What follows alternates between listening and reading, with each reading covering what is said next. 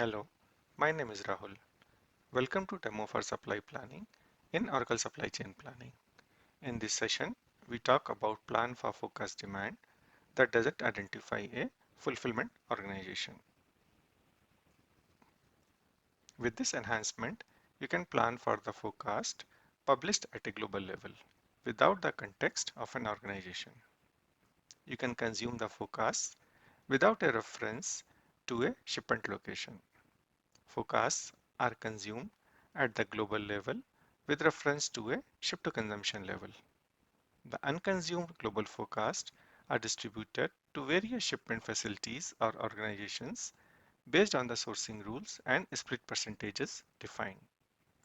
With this update, you can plan for the demand without specifying the distribution or manufacturing location that will fulfill the demand.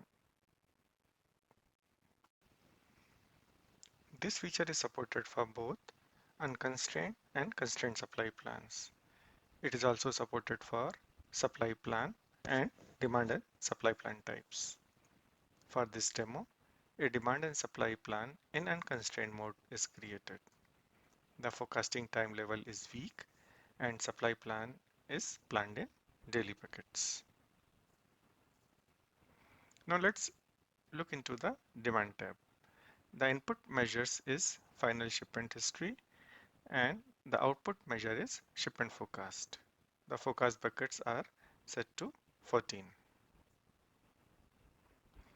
The safety stocks are not planned in this plan, so let's navigate to the supply tab. In general tab, you can select the options as needed. The assignment set specified here would be used in supply planning and there is no change in the existing behavior. Now let's navigate to forecast allocation and consumption tab. In forecast allocation and consumption tab, a new plan option is introduced to specify the global forecast spreading calendar. This plan option is enabled when forecast spreading is set to spread forecast evenly. The spreading calendar is 5-day working in this plan. The existing forecast consumption parameters such as backward and forward consumption buckets, consumption bucket types, etc. and logic to consume the forecast applies for global forecast as well. In this plan, the backward and forward consumption bucket type is set to 1 day.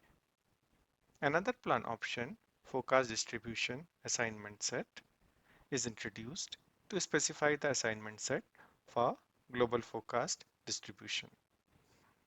This is separate from regular supply planning assignment set in General tab and is used only for global forecast distribution. The global forecast is distributed based on the sourcing split percentages as defined in the sourcing rules associated with this assignment sets. Let's navigate to organizations and schedules tab. Here the global demand schedule is plan name itself and it is a demand and supply plan. Click on measure levels. You can select different measure levels at which the global forecast is published into supply planning. Select demand class as one of the levels.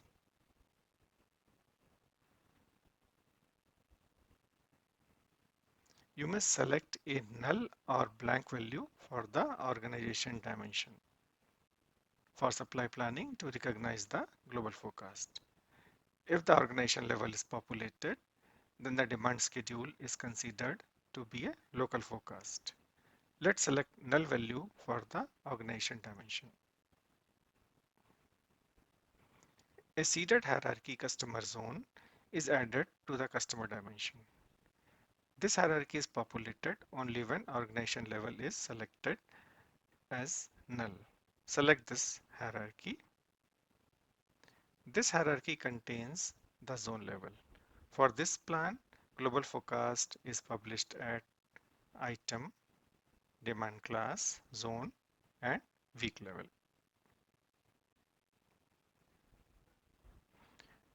Now let's go back and select the ship to consumption level. Since both demand class and zone measure levels are selected, the demand class and zone ship to consumption level is also populated in the list of values.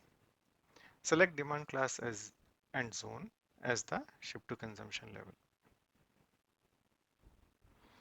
So once you set up all the plan options, you can save and run the plan. Let's look at the forecast distribution assignment set that we have specified in the plan options. In this assignment set, different sourcing rules are specified to distribute the global forecast at different assignment levels. Let's view the sourcing rule GL 5050 specified at item, demand class, and region assignment level. This sourcing rule is honored when the global forecast is for item GBSP Global A, demand class East-EX8, and the zone is GB Zone Auto 1. Let's click on View Sourcing to review it. In this sourcing rule, the global forecast is distributed to organizations EX8M1 and EX8M2 with allocation percentages set to 50 and 50 each. Now let's look into other sourcing rules as well. The sourcing rule GB-GL6535 is assigned at lesser granular level of item and demand class. This sourcing rule is honored when the global forecast is populated with item and demand class.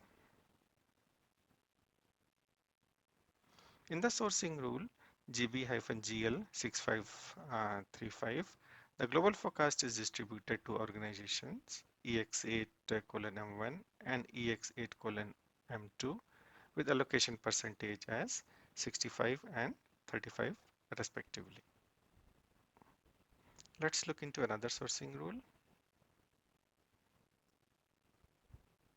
The sourcing rule GB-GL7030 is assigned at item and region level. This sourcing rule is honored when global forecast is populated with item and zone.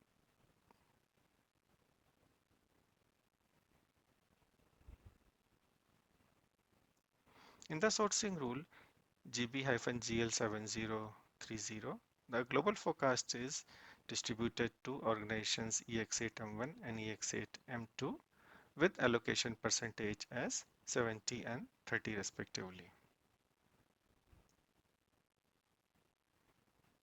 Now let's come out of. Now the plan run is complete and you can analyze the shipment forecast.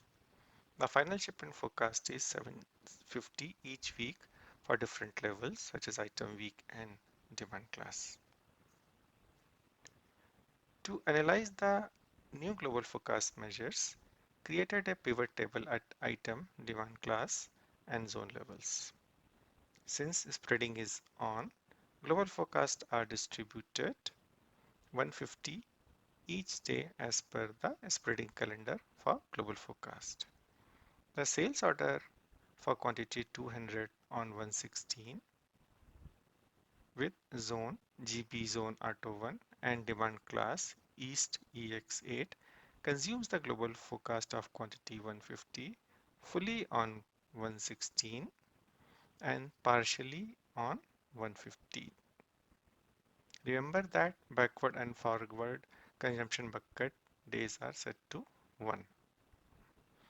The sales order for quantity 400 on 117 with same levels consumes the forecast of quantity 150 on 117. Then there is nothing to consume on the previous bucket, which is on 116. It moves forward and consumes the forecast on 118. Since there is no forecast left with demand class and zone combination in the entire bucket length, the sales order for quantity 400 consumes the forecast on 117 with zone, GB zone, R21 and null demand class. The remaining global net forecast is 50 on 117. As you can see, the global net forecast is 50 on 117. Similarly, the sales order on 116 of quantity 500 with zone, GB zone, R21 and demand class West EX8 consumes the global forecast fully on 116, 115 and 117. Since there is no forecast left with demand class and zone combination in the entire bucket length, sales order consumes the forecast partially for quantity 50 with zone, GB zone R21 and null demand class. The global net forecast on 116 is 100 after consuming with zone, GB zone R21 and null demand class.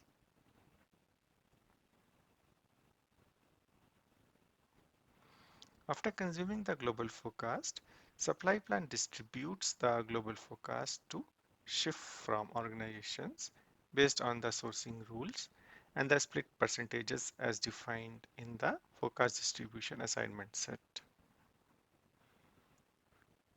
For this demo, I created a two-panel structure to analyze the global forecast distribution.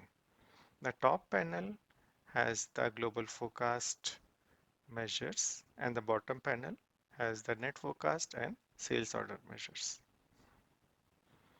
The unconsumed forecast of quantity 100 on 115 with zone, GB zone R21 and demand class East EX8 is distributed to shift from organization EX8M1 and EX8M2 with quantity as 50 and 50 as per the split percentages in corresponding sourcing rule defined.